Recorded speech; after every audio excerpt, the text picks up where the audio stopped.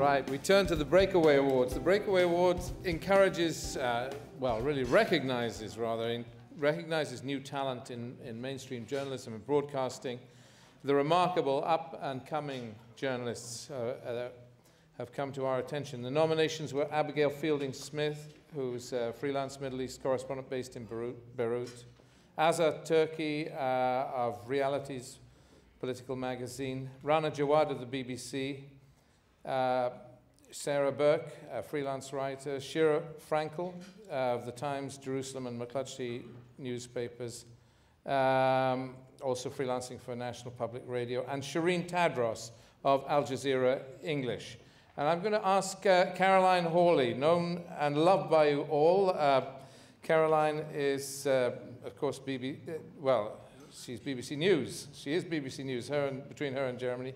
And my goodness, we've got a lot of BBC people here tonight, haven't we? I just suddenly noticed. Actually, where's Caroline? She joined the BBC World Service in '94, worked as West Asia reporter. Have we got Caroline? Aha! We put her way over the end again. I'm sorry, Caroline. Caroline Hawley of the BBC. Well, I'm going to keep this as brief as a BBC radio report. It's been, as we all know, an extraordinary year for the Middle East. It's produced some extraordinary journalism. Our next winner was commended for their balanced and fearless reportings of the uprisings in Egypt, Libya, and Yemen, which have been described as a crucial source of information for the rest of the world. The person concerned coped with tear gas, as many here did, near Tahrir Square, and was there in the square at the moment when Hosni Mubarak stepped down. There's a clue, she's described that as the single most incredible moment of her career, a moment that still gives her goosebumps when she thinks about it. She's also reported extensively on the humanitarian consequences of the Gaza war of 2009. And the winner is... I'm trying to give you IFB for our correspondent, Sherine Tadros. Sorry, I can't hear. Can you repeat? The Lebanese army have now been deployed.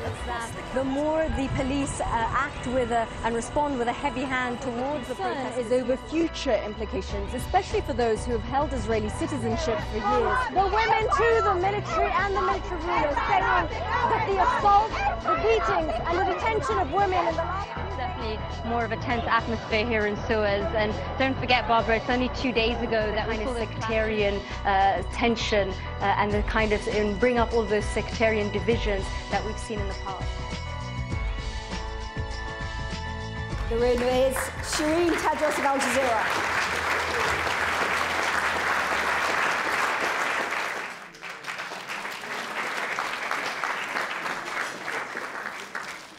Thank you so much. Thank you.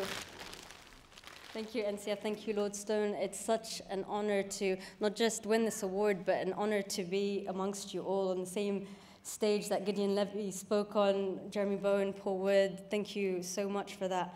I started the year last year reporting on Israel's continuing siege of the Gaza Strip, reporting on the Palestinians there. I ended it in Egypt, Yemen, Libya, reporting on the uprisings.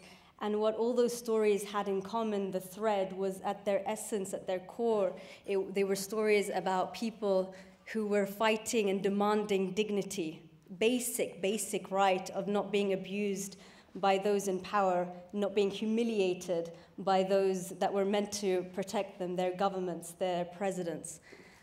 It's an enormous challenge. It has been an enormous challenge in the past year to report on those stories and also humanize those stories. And I hope that all of us who are journalists in this room continue to do that, because this wasn't an Arab Spring, this was an Arab awakening. This is not something that's ended. We still see violence, uprising, people fighting for those same basic rights right now in Syria.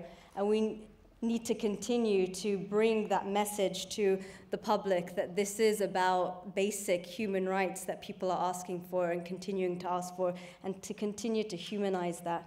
Thank you so much.